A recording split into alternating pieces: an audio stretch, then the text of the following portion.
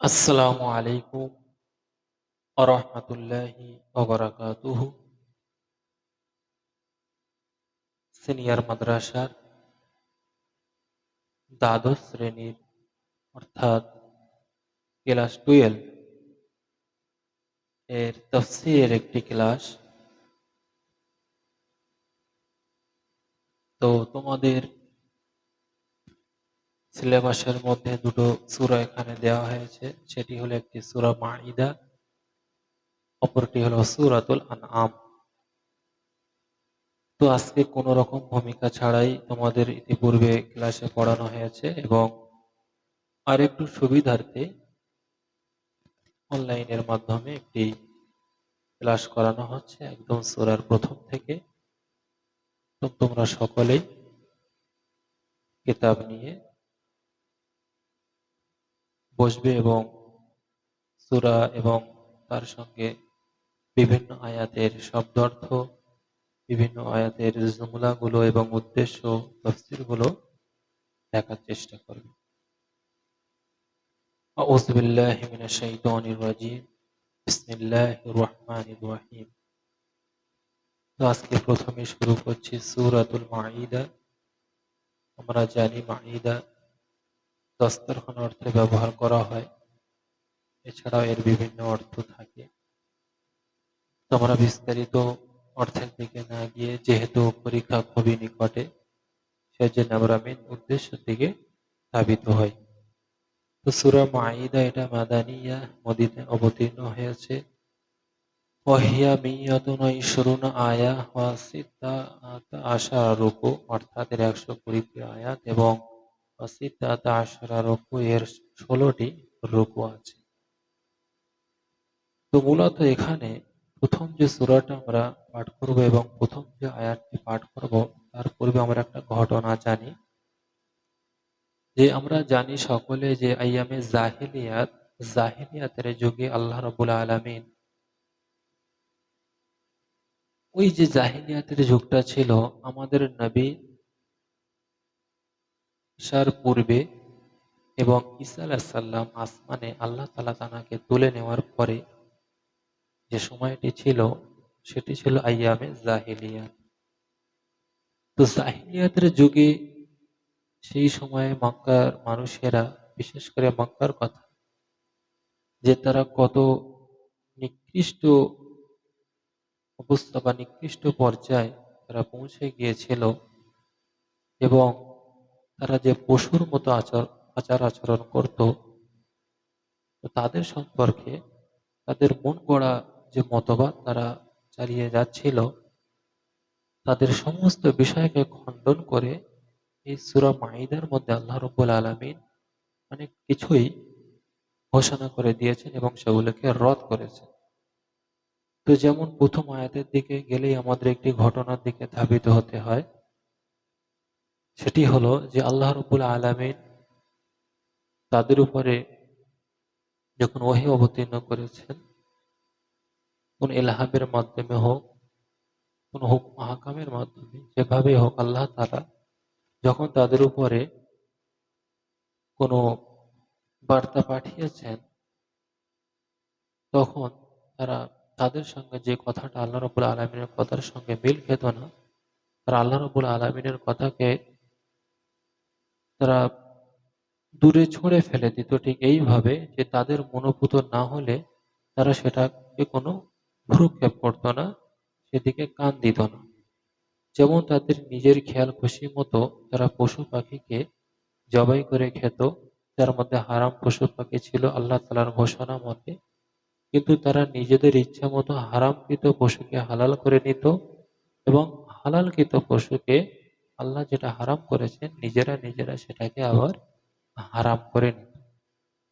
মদ পানকে জায়েজ বলে মনে করত। সমস্ত বিষয়, অর্থাৎ জাহেলিয়াতের যুগে আমরা যা কিছু পড়েছি, তো সেই জাহেলিয়াতের যুগের মানুষের কথাকে উপস্থাপন এখানে করা হয়েছে প্রথম আয়াতে, এবং তাদেরকে কিছু হুঁশিয়ারি এখানে দেয়া হয়েছে।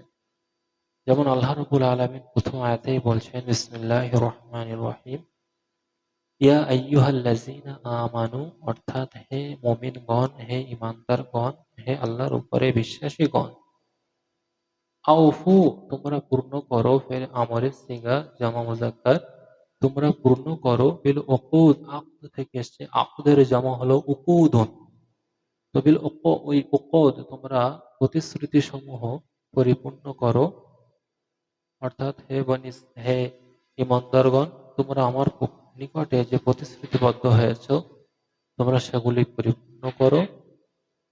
তারপর আল্লাহ রাব্বুল আলামিন বলছেন, উহিল্লাত লাকুম বাহিমাতুল আনআম, তোমাদের জন্য চতুষ্পদ জন্তুগুলিকে হালাল করা হয়েছে, ইল্লা তবে মা ইউতলা আলাইকুম, তোমাদেরকে যেগুলো তেলাওয়াত করে শোনানো হবে, গায়রা মুহিল্লিস সাইদ, তোমরা শিকারকে হালাল মনে করো না, ওয়া আনতুম হুরুম, যখন তোমরা ইহরাম অবস্থায় থাকবে, ইন্নাল্লাহা, নিশ্চয় আল্লাহ তাআলা, ইয়াহকুমু সেটারই হুকুম দেন, যেটা আল্লাহ এরাদার ইচ্ছা করেন, আল্লাহ তাআলা সেটারই হুকুম দিয়ে থাকেন।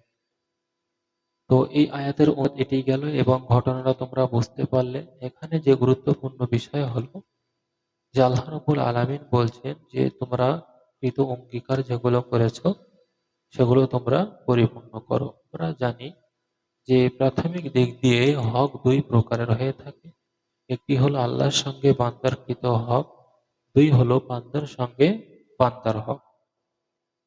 তো আল্লাহ রাব্বুল আলামিনের অঙ্গীকারের মধ্যে প্রথম আমরা যেদিকে যাব সেদিকে হচ্ছে যে রুহের জগতে আল্লাহ রাব্বুল আলামিন সমস্ত রুহকে একত্রিত সৃষ্টি করেছেন এবং একত্রিত করে বলেছিলেন যে আলাস্তু বিরব্বুকুম, আমি কি তোমাদের প্রভু?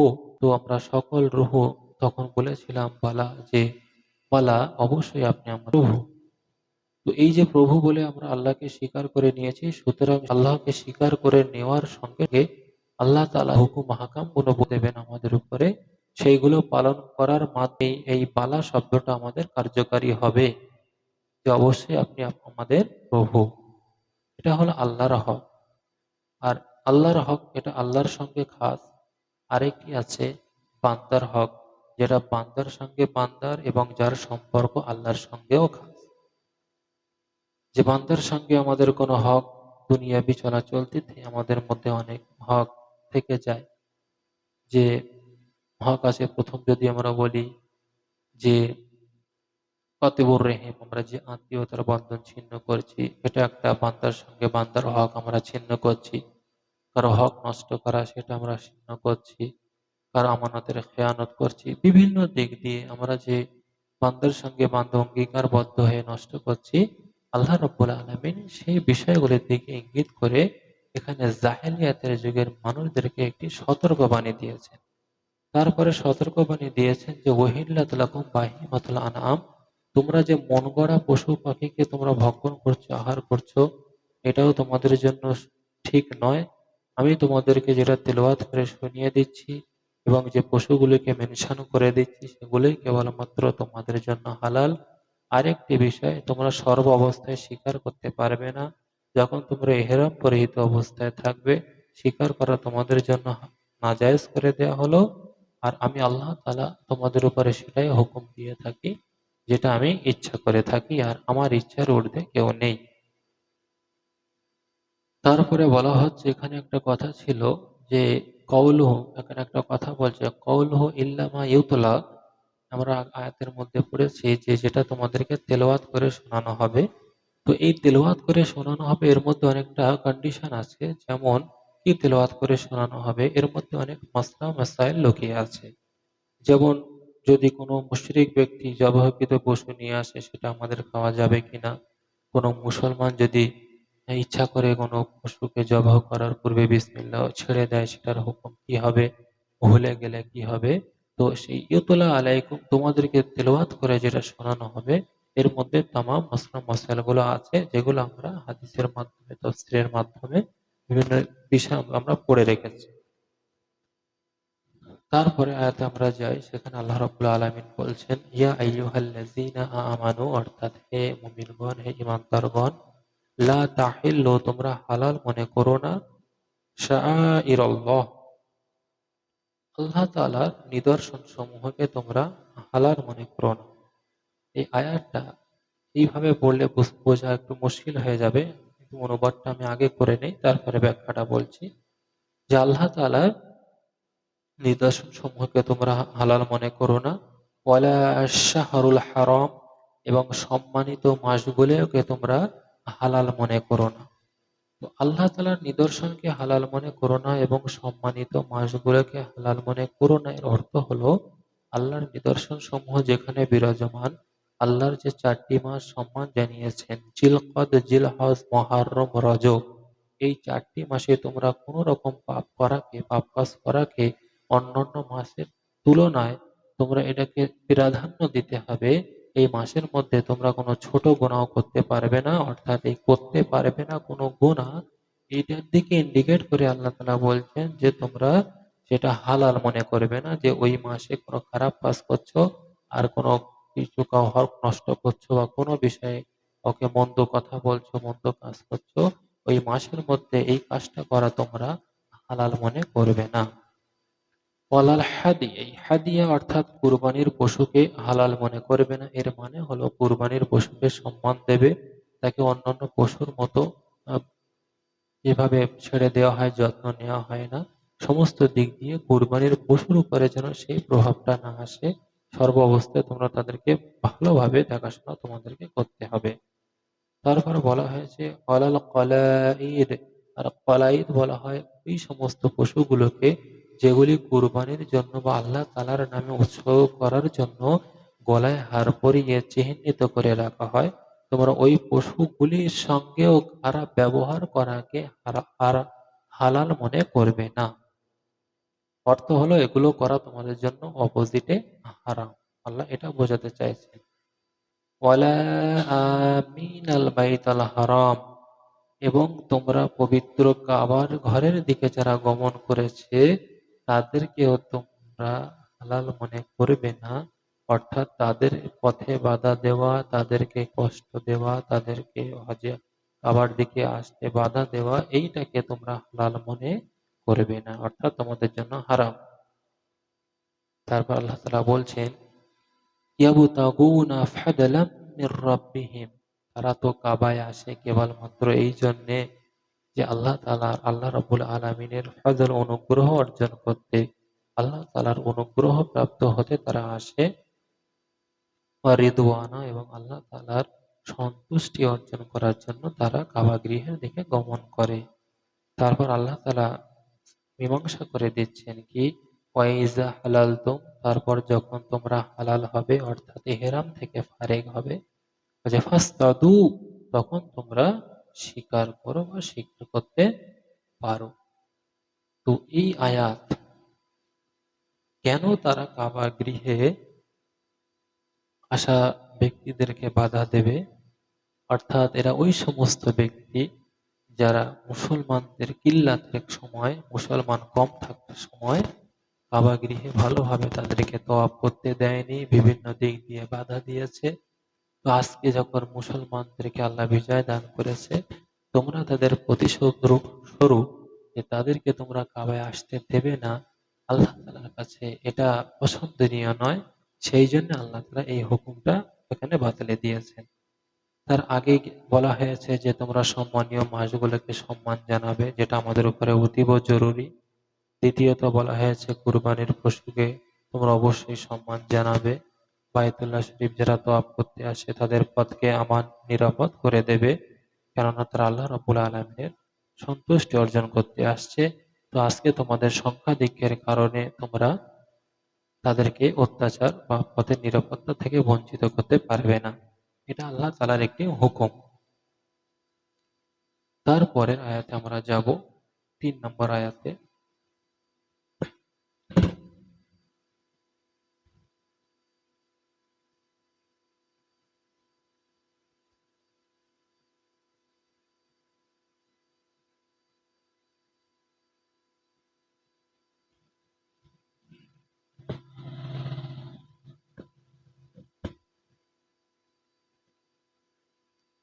তো 3 নম্বর আয়াতে আমরা লক্ষ্য করতে পারবো যে প্রথম আয়াতের সঙ্গে রিলেটেড কিছু কথা, যে জাহেলিয়াতের যুগে কিভাবে তারা পশু খেত, কি কোন কোন পশু খেত, কিভাবে জবেহ করত, কোনগুলো আল্লাহ তাআলা তাদের জন্য হারাম করেছেন, কোনগুলো হালাল করেছেন, সমস্ত বিষয় আমরা বুঝতে পারবো যে আল্লাহ তাআলা বলছেন যে হুররিমাত আলাইকুমুল মাইতা, তোমাদের জন্য হারাম করে দেয়া হয়েছে মাইতা অর্থাৎ মৃত সমস্ত জন্তু যেগুলো মারা গিয়েছে, সেগুলো তোমাদের জন্য হালাল পশু হলেও মারা গেলে সেগুলো তোমাদের জন্য হারাম করে দেওয়া হয়েছে।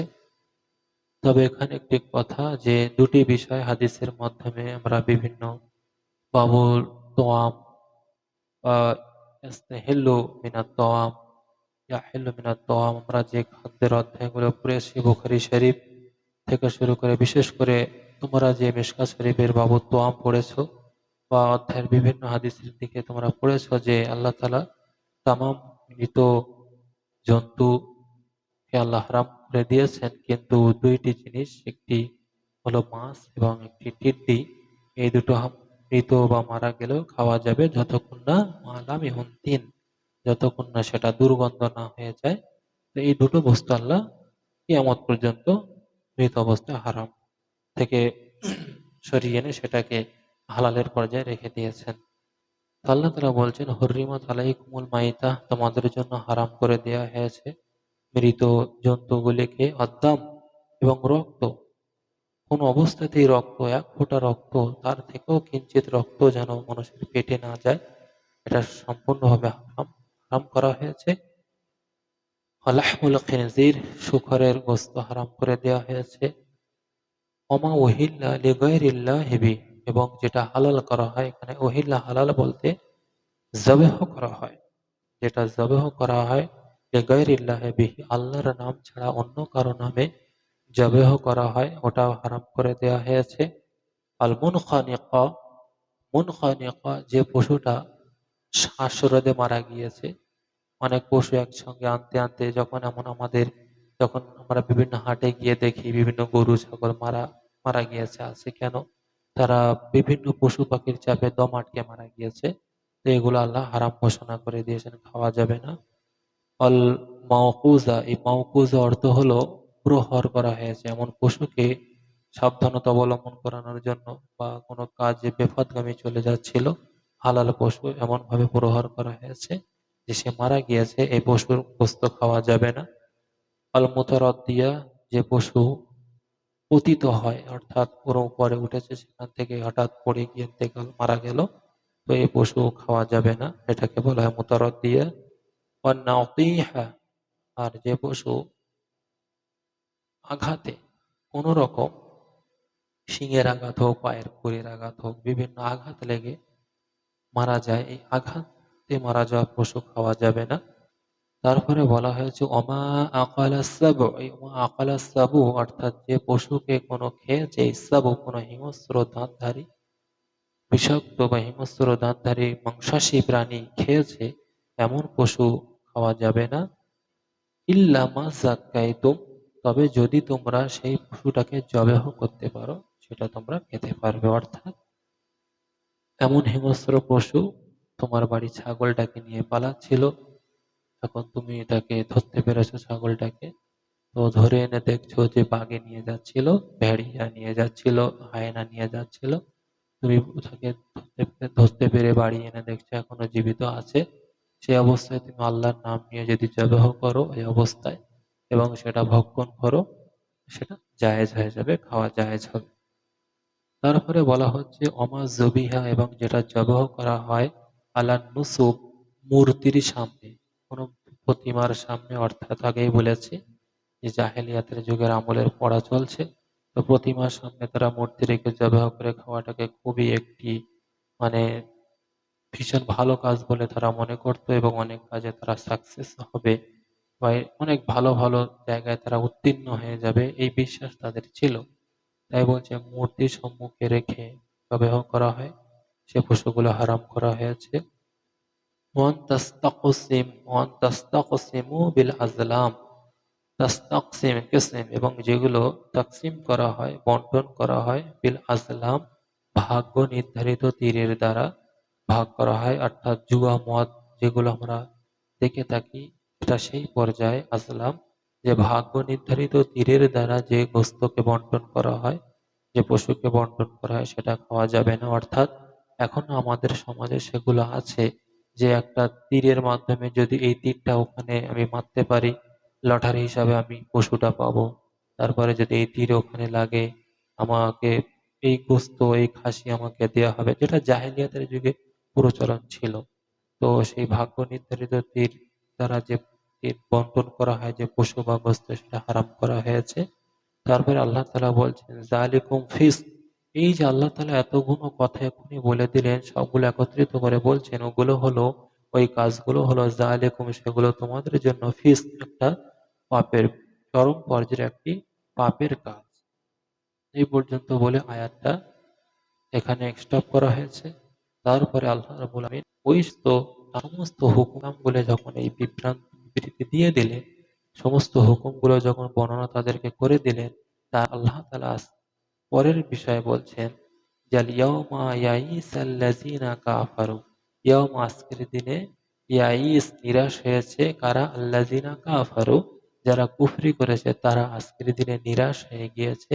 মিন দীনিহিম, তাদের সেই মন গড়া ধর্ম থেকে।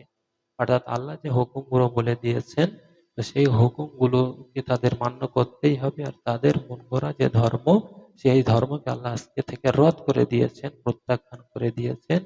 সুতরাং আল্লাহ মুমিনদেরকে উদ্দেশ্য করে বলছেন, সেই পর্যায়ে যারা মুমিন ছিল এবং যাদেরকে কষ্ট দেওয়া হতো, তাদের সঙ্গে আমল না করলে, তাদেরকে উদ্দেশ্য করে আল্লাহ বলছেন ফালা তাখশাওহুম। সুতরাং তোমরা আর ওই সমস্ত জাহেলদেরকে ভয় করো না, মূলত আখশাওনি, আমি আল্লাহ, আমাকে ভয় করো। কেননা আল্লাহ বলছেন আল ইয়াউমা আকমালতু লাকুম দীনাকুম।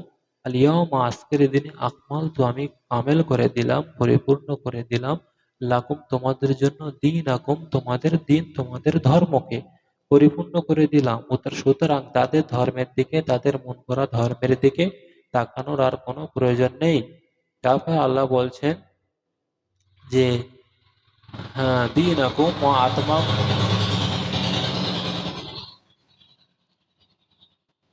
তারপর আল্লাহ তাআলা বলছেন ও আতমামতু, আমি সম্পূর্ণ করে দিলাম, আলাইকুম, তোমাদের উপরে, নেমাতি, আমার অনুগ্রহ, আমার নিয়ামতকে তোমাদের উপরে সম্পূর্ণ করে দিলাম। আর রাদিতু, এবং আমি পছন্দ করে নিলাম, পছন্দ করলাম, লাকুম, তোমাদের জন্য, ইসলাম আদিনা, ইসলাম দিন হিসাবে, ইসলামকে দিন হিসাবে তোমাদের উপরে আমি মনোনীত করলাম, পছন্দ করলাম। সুতরাং আজকে দিনটাকে স্বয়ং সম্পূর্ণভাবে আমি পরিপূর্ণ করে দিলাম, দিন ইসলামকে। এরপরে আল্লাহ বলছে ফামানি দে তুর, এই ফামানি দে তুর, আর যে ব্যক্তি তোমাদের মধ্যে থেকে, দে তুর, যে বাধ্য হয়, তোমাদের মধ্যে থেকে যে ব্যক্তি বাধ্য হয়, ফিল মাখমাসা, ক্ষুধার তাড়নায়, গায়রা মুতাজানিফিন লিল ইসম, গায়রা মুতাজানিফিন লিল ইসম, বাধ্য হয় ক্ষুধার তাড়নায়, গায়রা মুতাজানিফিন লিল ইসম, পাপের দিকে আকৃষ্ট হয় না। সে ক্ষুধার তাড়নায় বাধ্য হয়, পাপের দিকে আকৃষ্ট হয় না। ফাইনাল্লাহ, নিশ্চয় আল্লাহ তাআলা, গফুরুর রহিম, অতিশয় ক্ষমালু, অতিশয় তিনি দয়ালু। এখানে একটি বিষয়, যে হঠাৎ করে একটা কথা এখানে আল্লাহ তাআলা বললেন যে ফামানি দেতুর রাফিল মাখমাসা, তোমাদের মধ্যে যে ব্যক্তি বাধ্য হয়, গায়রা মুতাজানিফিন লিল ইসম, পাপ কাজের দিকে আকৃষ্ট হয় না, বা পাপের কোন রকম নিয়ত তার মধ্যে থাকে না, কিন্তু তোমাদের মধ্যে সে আকৃষ্ট হয়েছে। কোন দিকে আকৃষ্ট হয়েছে? অর্থাৎ হারাম খাদ্যের দিকে, আল্লাহ তাআলা নিষেধকৃত খাদ্যের দিকে এখানে ইঙ্গিত করা হয়েছে। অর্থাৎ কোনো ব্যক্তি এমন পর্যায়ে পড়ে গিয়েছে যে তার জীবনকে বাঁচানোর জন্য, জীবন ধারণ করার জন্য এমন জায়গায় পৌঁছে গিয়েছে যে সেখানে হারাম পশু, অর্থাৎ কোনো মৃত পশুই ধরি, কোনো হালাল পশু কিন্তু মারা গিয়েছে, কিন্তু সেটা মুসলমানদের উপরে খাওয়া হারাম। তো সেই হারাম পশু ছাড়া তার খাওয়ার সেখানে আর কিছুই নেই, আর ওখানে যদি সে না খায় সে মারা যাবে, এরকম আশঙ্কা আছে। তো তার দিকে লক্ষ্য করে আল্লাহ বলছেন যে ওই অবস্থায় যদি তোমাদের মধ্যে আমানিদে তুর্র, যে বাধ্য হয়ে যায়, ফিল মাকমাসা, ক্ষুধার তাড়নায় ওই হারাম বস্তু খেতে, খাচ্ছে, গায়রা মুতাজানিফিন লিল ইসম, কিন্তু পাপের দিকে আকৃষ্ট হওয়ার জন্য নয়। এর অর্থ হলো সেটাকে হালাল মনে করে সে খেলো না, জীবনকে বাঁচানোর জন্য সে গ্রহণ করলো এবং পেটটাকে উদরপূর্ণ করে পরিতৃপ্ত হয়েও সে খেলো না। এর জন্য আল্লাহ বলছেন অবশ্যই আমি তাকে ক্ষমা করব, কারণ আল্লাহ তাআলা পরম দয়ালু। আশা করি এই বিষয়টা বুঝতে পেরেছো। এখানে অনেকে একটু ভুল বুঝে থাকে এবং এই জায়গাটি ইম্পর্টেন্ট। আল-ইয়াওমা আকমালতু লাকুম দীনাকুম, এখান থেকে টোটাল আয়াতটাও ইম্পর্টেন্ট আছে, তোমরা একটু ভালো করে দেখে নেবে। তো আশা করি তোমরা ৩ টে আয়াত যে পড়ানো হয়েছে এর মধ্যে সমস্ত কিছু বুঝতে পারবে। আর যদিও কোনো অসুবিধা কিছু থেকে থাকে তোমরা কমেন্টের মাধ্যমে আমাকে জানাবে, আমি সেগুলো উত্তর দেওয়ার চেষ্টা রাখবো ইনশাল্লাহ।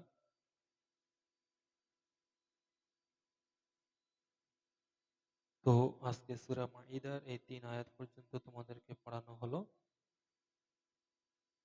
আর একটি বিষয় এখানে বলি, যে আমরা প্রথমের দিকে যদি চলে যাই, যে হুররিমাত আলাইকুমুল মাইতাত ওয়াদ-দামু ওয়া লাহমুল খিনজির, এর পর্যন্ত তো আমরা বুঝতে পেরেছি।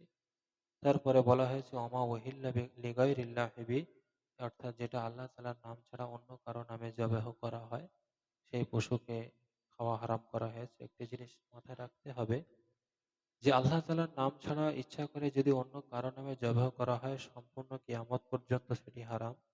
এবং কেউ কারো নাম নিল না, আল্লাহরও নাম নিল না এবং অন্য কারো নাম নিল না, এমন অবস্থায় কোনো জবাইকৃত পশু তোমার কাছে এনেছে কোনো ব্যক্তি, তুমি সেটা বুঝতে পারছো না, ঠিক ওই ফামানিদের দূর, অর্থাৎ তুমি সেটা খেতেই হবে, তুমি বাধ্য, তখন ওই অবস্থায় ফতোয়া হচ্ছে যে তুমি আল্লাহর নাম স্মরণ করে খেতে পারবে, তবে সেটা পরিত্যাগ করাই আফজল বলে ঘোষণা করা হয়েছে। আরেকটি বিষয়, যদি কেউ ইচ্ছা করে আল্লাহর নাম ছেড়ে দেয় জবাহ করার পূর্বে, সেটি সম্পূর্ণভাবে হারাম। তারপরে যদি কেউ ভুলে যায়, তবে সেটা ভুলে যাওয়ার সঙ্গে সঙ্গে তাকে স্মরণ করতে হবে। একান্ত যদি খাওয়ার সময়ও তার স্মরণ না হয়, খাবারের মধ্যে গিয়ে শেষ পর্যায়ে গিয়ে তার মনে হয়, সেখানেও তার উপরে আল্লাহর নাম স্মরণ করা একান্ত জরুরি। সেখানে বিসমিল্লাহ ও সেখানে আল্লাহর নাম নিয়ে আউয়াল ও আখের এই কথাটি বলে সেখানে খেতে হবে, সেটা আল্লাহ রাব্বুল আলামিন গ্রহণ করবেন এবং ক্ষমা পরবশ হবেন। তো আশা করি এই ভিতরে মশলাটা বুঝতে পেরেছো। তো এই সূরা মাইদার এই ৩ আয়াত পর্যন্ত আজকে তোমাদের পড়া রইলো। সকলে পড়বে, কোনো রকম প্রশ্ন থাকলে আমাকে কমেন্টের মাধ্যমে জানাবে, হোয়াটসঅ্যাপে জানাবে। আসসালামু আলাইকুম ওয়া রাহমাতুল্লাহি ওয়া বারাকাতুহু।